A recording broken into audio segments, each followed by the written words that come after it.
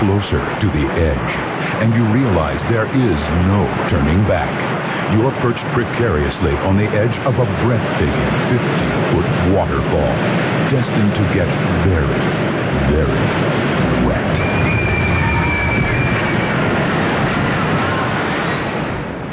Whitewater Falls, new at Great America. Drop in if you don't mind getting a little wet. Bring any empty Coke can to Great America this weekend. Save $3 on general admission. Offer good for a limited time only. Whitewater Falls, coming soon. A gentleman looking for work these days will read the following announcement. Hello, this is former President Ronald Reagan. In all station contests, employees of KNBR 68 and Susquehanna, It's Susquehanna. Susquehanna Radio Corporation, participating clients and their immediate family members are not eligible to participate. The KNBR Sports Hotline is ready with all the latest in sports. 1-900-454-3600. Calls are 95 cents a minute. 1-900-454-3600. This reminder from KNBR, the Asian AIDS Project has an open house every Wednesday night, 6 to 7:30. So there'll be another one tonight. Asians with questions about HIV and AIDS can learn about supportive services. Meeting tonight at 304th Street, the corner of Folsom, here in San Francisco. I'm Peter B. Collins at 321.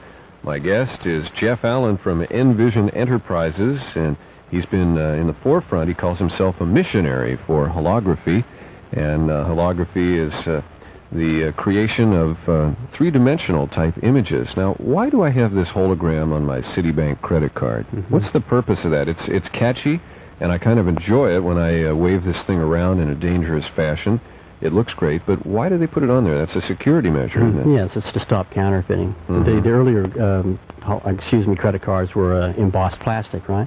Yeah. So once somebody who wanted to just replicate that credit card just had to actually melt the plastic and get that form, right? So, but the embossed holograms are a lot more difficult than that, so... Yeah.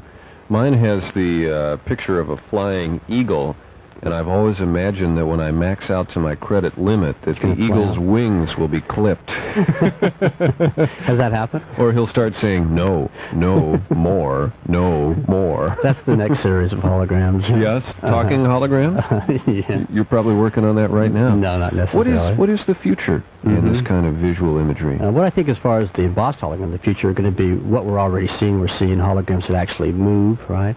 I see in the very near future, because the technology exists right now, to actually have books that are on one sheet of paper. And as you turn the sheet of paper, you get to see a different page, or you see a hologram, or you see a movie, or whatever, but maybe 220 pages on one surface.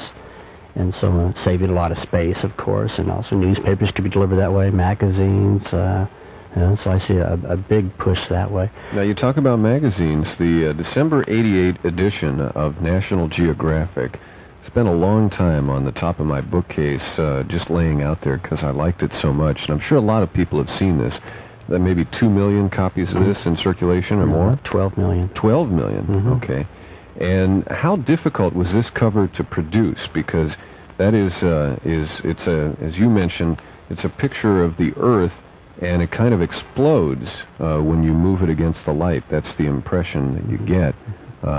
Technically, how hard was this to make? Yeah, well, it was, first of all, they required 2 different holograms for the Earth. One was also they shot a bullet through a glass sphere, and they had to do that several times to actually get that shot, and used a pulse laser to do that. Another significance about that magazine was the fact the whole cover was done holographically, so it wasn't just a small area of the cover that they hot stamped or embossed on it, right?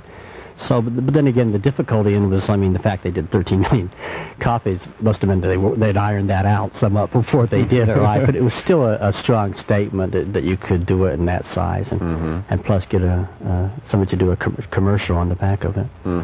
Yeah, McDonald's probably paid the freight for both sides of this. Right. At least we can hope. Well, that's really fascinating. And where can people see your work? I'm producing this show now. It's going to be really quite massive with a lot of different holograms, a lot of different types, for several of the fairs around in the area. The ones right now that look like they are confirmed are the Solano County Fair, which will be about July 10th, the Silver Dollar Fair in Chico, which I'm not quite sure on. I'm talking to the Santa Clara Fair down in San Diego. I'm not quite sure what the time is of that. And basically about 10 other fairs. And so